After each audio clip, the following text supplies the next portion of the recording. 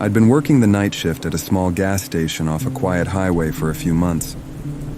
It was usually uneventful, just me and the occasional late-night customer.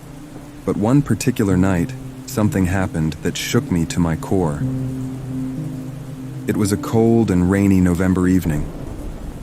The kind of night where the cold seems to seep into your bones. Hours passed without a single customer. I passed the time cleaning shelves and restocking supplies. Around 2 a.m., a car pulled into the station. A man got out wearing a big trench coat.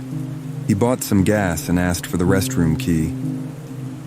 He was kind of weird about it, touching my hand a bit too long when he gave me the money, but I tried not to think about it too much. He asked for the key to the restroom and headed over there. Seemed like a normal enough interaction, but I felt uneasy. About 15 minutes passed, but he hadn't come back yet, and his car just sat idle at the pump. I considered checking on him, but hesitated.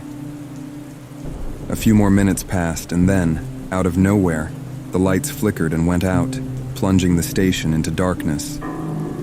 I fumbled for the flashlight under the counter, my heart pounding against my ribs. The darkness felt oppressive, and every instinct screamed at me to stay put, but I had to know if the man was all right. With the flashlight in hand, I slowly made my way to the restroom. The door was slightly open, and the restroom was empty. Then I saw a note on the floor. Just 3 words. "Get out now." My heart skipped a beat. Was this some kind of joke? I wanted to lock myself in the booth and call the cops, but the station's phone was dead and my cell phone was in my car. As I headed back to the booth, I heard a noise from the storage room. Sounded like someone dragging something heavy. Every instinct told me not to open that door, but I had to know. Slowly, I pushed the door open. The sight before me was horrifying. Lying on the floor was the man from earlier, motionless, with a deep gash on his head. Standing next to him was another man, dragging a large bag. Our eyes met, and for a split second, everything froze. Then he charged at me, holding what looked like a metal pipe in his hand. Adrenaline kicked in, and I ran as fast as I could out of the back exit. I made it to my car, locked the doors, and drove off. In the rearview mirror, I saw the man stop in the middle of the road, watching as I escaped into the night. I didn't stop driving until I reached the nearest town, where I called the police. They arrived quickly, but found no one at the gas station. The police speculated it was a robbery attempt gone wrong, and I had inadvertently interrupted it. In the following days, I couldn't shake off the terror of that night. I kept replaying the events in my head, each detail etched vividly in my memory. The police never found the men, unfortunately. I quit the job soon after. The fear of what might have happened if I hadn't escaped haunted me for a long time. I started avoiding being out alone at night, as the sense of safety I once felt had completely eroded.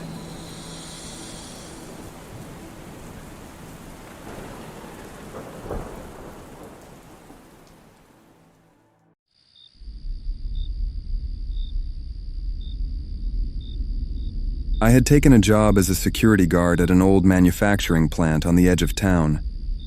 It was a sprawling complex of rundown buildings and rusting machinery, long abandoned. The job was simple: patrol the grounds at night and keep an eye out for trespassers or vandals. I figured it would be a quiet gig, just walking around with my flashlight and keeping watch. But one night, everything changed. The night started like any other. I walked around the plant with my flashlight, making sure everything was in order. The silence was almost comforting. All I could hear were crickets and the sounds of my own footsteps. As I made my way around the back of the main building, I noticed something odd. One of the doors, usually padlocked shut, was slightly opened. My heart started to beat faster. This could mean trouble. Maybe some kids looking for a place to party, or worse, thieves after scrap metal. I radioed back to the main office but got no response. The radio crackled with static, then went silent. I was on my own. Taking a deep breath, I approached the door, my flashlight held out in front of me. I pushed the door open and stepped inside. The air was stale, and the sound of my footsteps echoed off the walls. I moved cautiously, checking each corner. That's when I heard it, the faint sound of metal clanging in the distance. I followed the sound, my heart pounding in my chest. It led me deeper into the building, through a maze of corridors and decaying machinery. I finally reached the source of the sound. A figure was rummaging through a pile of metal parts, his back to me. I called out, "Hey, you're not supposed to be here." He froze, then slowly turned around. It was a man, middle-aged, with a blank expression on his face. He didn't say a word. Instead, he started walking towards me slowly and deliberately. I backed away, warning him to stay back, but he kept coming and started smiling at me. It was the creepiest thing I had ever seen. I wasn't sure if he had a weapon on him, and his weird smile and the way he approached me, unfazed by my presence, made me freak out. I turned and ran, my footsteps echoing through the empty halls. I could hear him behind me, his footsteps matching mine. I didn't dare look back. I burst out of the building and ran towards the main gate. My only thought was to get out and call for help. But as I reached the gate, I realized it was locked and the key was back in my booth. I turned to see the man emerge from the building, still coming towards me, with that eerie smile on his face. In a panic, I climbed the gate and dropped to the other side, my legs giving out beneath me. I laid there for a moment, catching my breath, then got up and ran while checking if he was still coming after me. Once I could no longer see him, I called the police. They arrived quickly, but when they searched the building, they found no one. No sign of the intruder, no evidence that anyone had been there at all. The police said it was probably just a homeless person looking for shelter or a thief looking for something valuable, but I knew it was more than that.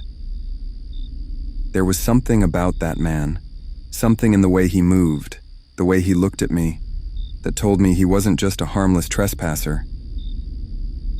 I quit the job the next day. I realized that I was definitely not cut out for this type of work. I still think about what he would have done to me had I not escaped. Fortunately, I did.